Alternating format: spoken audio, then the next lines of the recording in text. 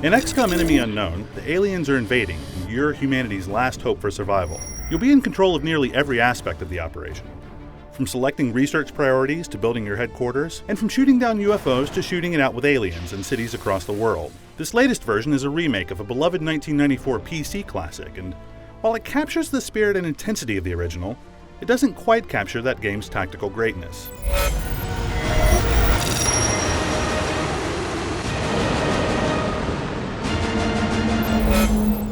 While aliens have always been a hot property in games, XCOM seems to draw from the 90s era of extraterrestrial paranoia in terms of tone. Shadowy governmental officials, alien collaborators, and a rising DEFCON level create a constant sense that the clock is ticking ever closer to an inevitable alien takeover. That desperation creates a powerful urgency in the overall narrative and the individual encounters. But while the story is undeniably compelling, XCOM unfortunately suffers from an over-reliance on cutscenes instead of just letting the story emerge from the events themselves. From the big-headed, gray-skinned sectoids to the psionically powered ethereals to the conspiratorial thin men, the roster of aliens here is fantastic. Each has a unique sort of tactical role on the battlefield, and you'll soon learn that you have to take down a floater using slightly different tactics than you would when taking down a muton. While the mission levels are interesting and full of useful tactical elements and visual details, the locations are a bit generic. Cairo looks much like DC, which looks much like Tokyo. The levels are also a bit lifeless, and in the rare case that you do get a mission that includes civilians, you find they mostly stand around, waiting either to be rescued or get killed.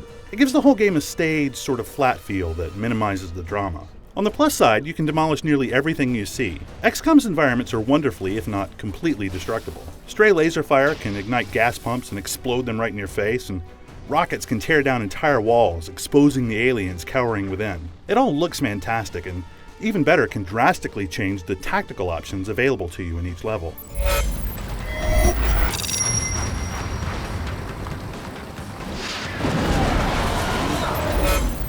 The tactical game is very enjoyable, particularly in the way it raises the stakes and constantly leaves you feeling like you're always one or two steps behind the aliens. There's a strong sense of progression as your soldiers level up and unlock new weapons and powers, so while the fundamentals may remain the same, your tactics evolve significantly over the course of the game. In the beginning, you're just desperately trying to stay alive, but by the end of the game, you're taking the fight to the aliens, complete with psionic powers, amazing science fiction technology, and superhuman skills that allow you to bend the rules of combat in your favor. As your characters get promoted, you'll have the chance to pick new abilities for them, either heightening the critical hit chance of your assault troops or letting your snipers move and shoot on the same turn.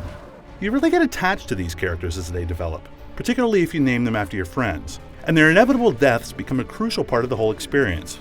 Players should be encouraged to find just the right difficulty level for themselves, where the death of a high-ranking, powerful officer doesn't force you to immediately reload. XCOM's one big tactical failing is that the maps and encounters simply aren't large enough to allow for much exploration or maneuver. In some ways, the game almost feels like a cover-based shooter that just happens to be an RPG instead of an FPS. Instead of trying to position your forces to ambush or outflank your enemies, you're just advancing along a fairly narrow front until you find a group of aliens who have just been standing around waiting for you to activate them. Knowing that you can sit quietly after each firefight to reload and heal up eliminates some of the suspense of the tactical battles. At the strategic level, you're managing your research and engineering teams and trying to negotiate the politics of the funding nations. XCOM gives you a few general ideas of what you ought to be doing, but your first game is likely to be a bit of a disaster, honestly, as you try to figure out what your long-term goals should be. It helps that the game outlines a few key objectives, like capturing a live alien or researching a particularly new technology, but it's still far too easy to dig yourself into a hole because you didn't anticipate how important things like satellites or psionic training are going to be to your long-term success. Now personally, I kind of like a game where you're not just unlocking new guns and skills. Here you're unlocking the knowledge and understanding that you need to make your next game more successful. Make no mistake though, it is possible to find yourself 10 or maybe 12 hours into your first game and suddenly discover that there's no way that you can win.